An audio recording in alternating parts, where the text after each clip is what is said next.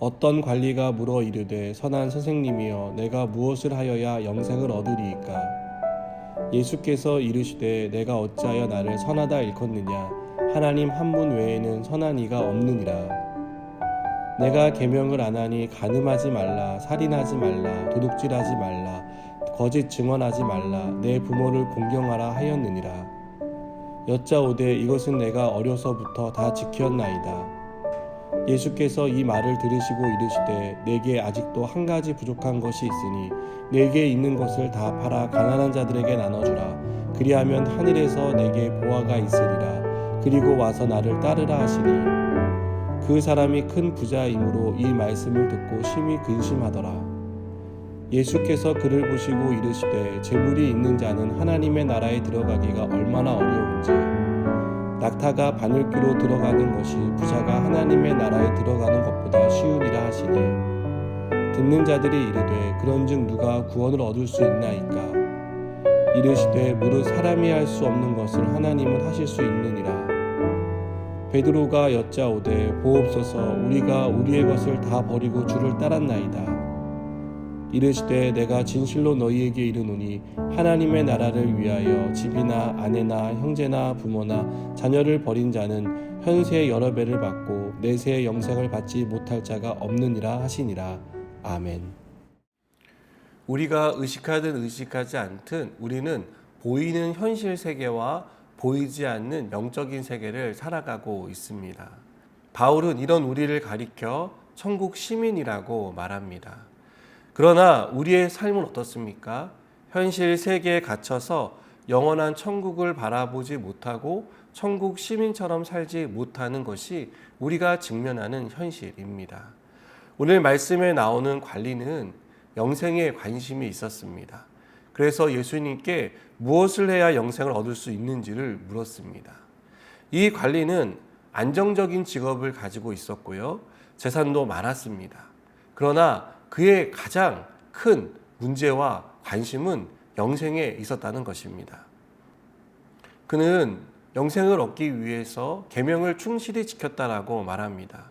그렇게 하면 영생을 얻을 수 있다라고 생각했던 것 같습니다. 하지만 그렇게 하면 할수록 무언가가 부족하다는 것을 느꼈습니다. 그래서 예수님을 만났을 때 어떻게 해야지 영생을 얻는지를 물었던 것입니다. 이때 예수님은 관리에게 두 가지 방법을 제시합니다.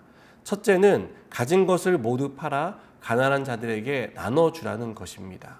둘째는 예수님을 따르라는 것입니다. 관리는 궁금해했던 영생을 얻는 법에 대해 배웠습니다.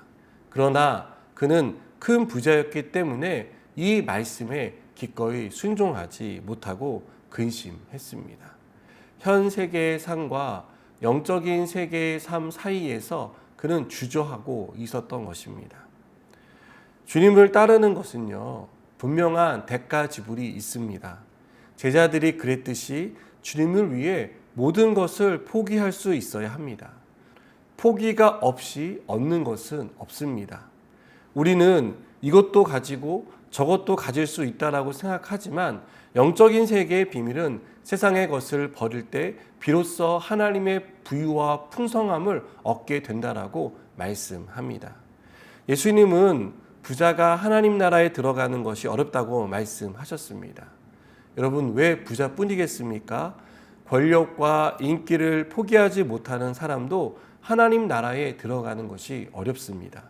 내가 가진 것을 포기하지 못하면 누구도 천국에 들어가는 것이 쉽지 않습니다. 여러분, 영원히 사는 것과 현실 세계에서 잘 먹고 잘 사는 것 중에 하나를 선택해야 한다면 어떤 것을 선택하시겠습니까? 이 땅에서 부자로 사는 것과 하나님 나라에서 부자로 사는 것 중에 하나를 선택하라면 어느 쪽을 선택하시겠습니까? 내가 누리며 사는 것과 주님을 선택해야 한다면 둘 중에 어느 쪽을 선택하시겠습니까?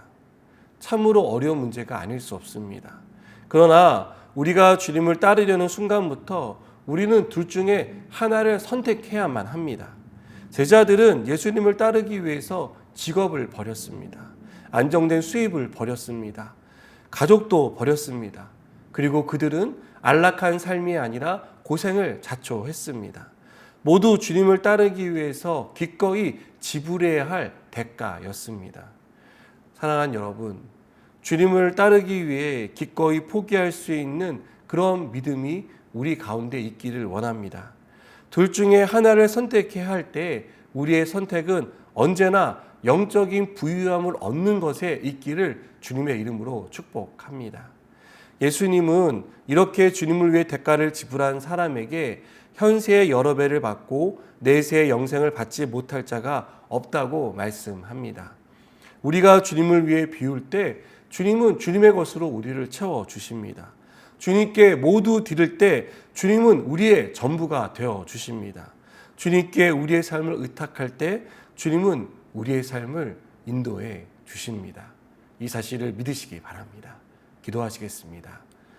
하나님, 우리가 주님을 따를 때 기꺼이 지불해야 할 대가를 기쁜 마음으로 지불할 수 있는 그러한 마음들, 또 순종이 우리 가운데 있게 하여 주시고 또 주님을 따를 때 주님께서 채우시는 그 부유함과 풍성함을 누리며 살아갈 수 있도록 함께 하여 주시옵소서.